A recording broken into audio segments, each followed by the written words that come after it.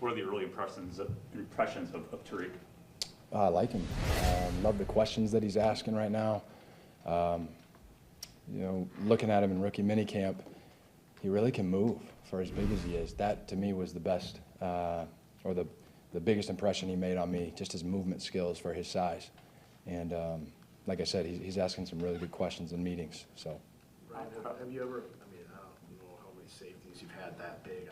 We don't see him around here a lot. Have you ever seen anybody with his size playing that position, and what are the benefits of that? To be honest, not particularly that big. That's not to say that he can't do it, but he's rare. You know, I know he's been labeled a lot of different things. He's been labeled a hybrid. He brings a good set of tools that we can use in different ways. But again, I just go back to the movement skills. Typically with players that are that big, you know, they just, because of the size, whether it's the height or the weight, they just lack the fluidity and movement skills. And with him, it's not lacking. So I'm excited to keep working with him. I'll admit I haven't watched much of him on video, but does he play more? Is he better off closer to the line of scrimmage, or can he play deep as well? Well, that's the thing. He can do both. And I know you've probably heard this from the guys that came up here before me, but he can play close to the box. And typically with a bigger player like that, that's where you want to play him, more of a box safety. That's not necessarily the case with him. So, you know, he can check a lot of boxes close to the line of scrimmage, and then in the deep zones, man coverage we saw at rookie minicamp. So really excited about him. What do you need to see from Vernon to get on the field more and take that third safety spot back? Yeah, I think Vern's doing a good job. We talked to Vern, and we talked to all the safeties about call command. That's a huge thing with the safeties. We put them in charge of making sure that the coverage checks on the back end are in the right spots. And so it's not just Vern. It's all those guys that are coming back and the rookies. But he's done a tremendous job with that. He's really smart. When he gets on the board, you can tell that he knows it, but he's got to let everybody else know that he knows it as well. The linebackers in front of him, the other safety, the corner to his side, and he's done a really good job of that. So we just got to continue on that same track.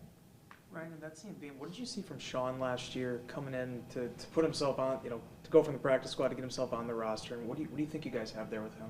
Yeah, so Sean, I really go back to Sean when I watched his college tape. He's a really explosive player, and I liked his tape. Obviously, he didn't end up here.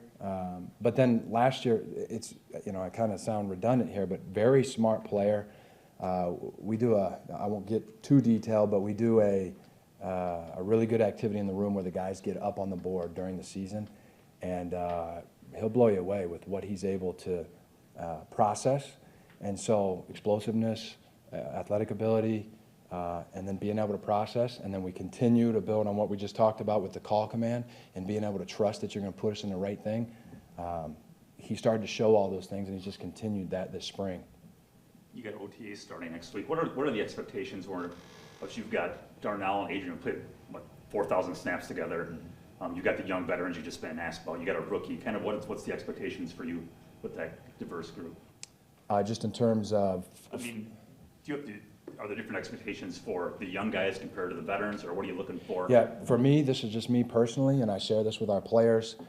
This is how I live my life. I share it with my family. The expectation is one day better. That's our approach. We can talk about goals. We can talk about the expectations, and we do. I think it's good. It's healthy to set those things. But when we talk about the how and the process, we come back to one day better, and that's in all phases. So I talk to the guys about not only on the field, but in the classroom, in your life, in your spiritual life, in your relationships, all that. That's the expectation to me for all those guys. And each of those guys is different, obviously. So I don't mean to sound cliche, but that's really important to me. That's what I believe in my heart. So I try to share that with our players. So what does one day better look like for Adrian Amos and Darnell Savage, who've been playing a lot of good football? Yeah, good question. So it's just working on all those things that we talked about last time, all the different tools that they have, the techniques, staying on it mentally, you know, their coverage skills. There's multiple things that we could sit here and talk about from a technique standpoint. But, you know, it's really holistic when you look at it. It's everything. Ryan, what does that do when you get two guys, you know, also at different junctures in their career, in Adrian and Darnell, when they can get on a run together, you know, like they have the last 3-4 years, to be able to have that synergy on the back end? Yeah, it's great, and really with our whole back end, it's amazing when you come in, either you're putting a new system in or you get new players into a system, you got to build piece by piece, and then you watch these players and they develop together to be on the same page, and some things are unsaid. And we're from a coaching standpoint, we always say, hey, we want you to communicate, we want you to signal, we got to be on the same page. And we talk to the safeties about the communication is between you two first on the back end. If you guys are on the same page, now we can echo it to your side of the field, and you'll see these guys. It's just like a relationship. They've been together for so long that they can just look at each other, and they know what the other one's thinking because they've been in that position, hundreds of times together. So it's great. As far as being on the same page, are there tenets of your room that you want to reflect kind of across the whole defense? There are a few things, maybe some mantras or anything like that?